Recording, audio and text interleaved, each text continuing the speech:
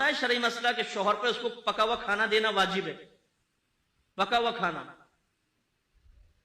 بیوی کے اوپر کپڑے دھونا، برتن دھونا، استری کرنا، بچے سنبھالنا کوئی واجب نہیں ہے. دودھ بھی پلانا ماں پر واجب نہیں ہوتا.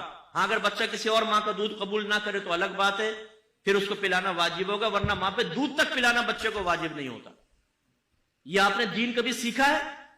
بیچاری ساری بہنیں ہماری چولہے کے سامنے کھڑی ہو کر 4-5 گھنٹے میں ڈشیں تیار کرتی ہیں، اور جب کھانا آپ کے سامنے لے کر آتے ہیں تو آپ لات مار کے کھانا پھینک دیتے ہیں. یہ بنا کے لائیے، نمک تیز ہے، بوٹی گلی نہیں، مرچیں تیز ہو گئی. کہاں ہے آج کل تیرا ذہن؟ انہیں بتاؤ کہاں ہے، پوری رپورٹ دو سارے دن کی، کہاں ہے ان کا ذہن؟ تمہیں استری شدہ کپڑے مل رہے ہیں، تمہارے بچے وہ سنبھال رہی ہے، تمہارے ہاتھ پاؤں تک وہ دبا رہی ہے، جب تم فریاد کرتے ہو اور فرمائش کرتے ہو چائے بن کر تمہارے سامنے آ جاتی ہے. وہ نوکر نہیں ہے ہماری، وہ اگر یہ کام کرتی ہے تو اس کا احسان ہے. صاحب جب ہم بیوی کو کہہ دیں گے تو اس پہ واجب نہیں، وہ کہاں کام کرے گی؟ کرے گی. انہیں یاد دلائیں کہ بی بی فاطمہ رضی اللہ تعالیٰ عنہ پر بھی واجب نہیں تھا، لیکن گھر کا سارا کام خود ہی کرتی تھی وہ.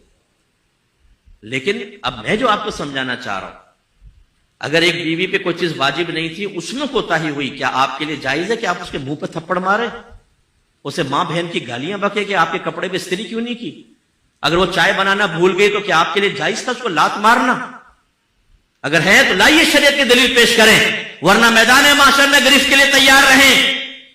اللہ تعالیٰ نے ایک آزاد مخلوق کو آپ کے تابع کیا ہے، وہ غلامی کنیز نہیں تھی، آزاد مخلوق کو آپ کے تابع کیا ہے. اس کا کیا مطلب ہے؟ وہ آپ کی کوئی غلامی کنیز تو نہیں بن گئی کہ آپ جس طرح چاہیں اس کے ساتھ رویہ اختیار کریں. میدان محشر میں حساب کتاب ہوگا.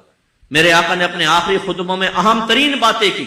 اسی سے اندازہ کر لیں گے کتنی اہم بات ہے کہ سرکار نے ارشاد فرمایا، اللہ تعالیٰ نے تمہاری بیویوں کی شکل میں ایک کمزور مخلوق کو تمہارے تابع کیا ہے.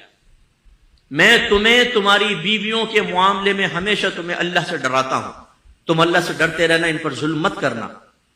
حضرت عمر فاروق رضی اللہ تعالیٰ نے کہا سرکار کی بارگاہ میں حاضر ہو، یا رسول اللہ جب تک ہم مکے میں تھے ہماری عورتیں ہمارے سامنے بولنے کی ہمت نہیں کرتی تھی، لیکن جب ہم مدینے میں آئے تو یہاں انصار صحابہ جو مدنی تھے ان کی ازواج ان کو جواب دیتی ہیں، یعنی کوئی ہے بات تو کوئی بدتمیزی نہیں، دائرہ ادب میں رہ کر.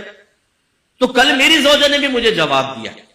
سرکار مسکرا دیے اور آپ نے ارشاد فرمایا کہ عمر، عورتیں ٹیڑھی پسلی سے پیدا کی گئی ہیں، اگر ان کو سیدھا کرنے کی کوشش کرو گے تو یہ ٹوٹ جائیں گی، ان کو ایسے استعمال کرو.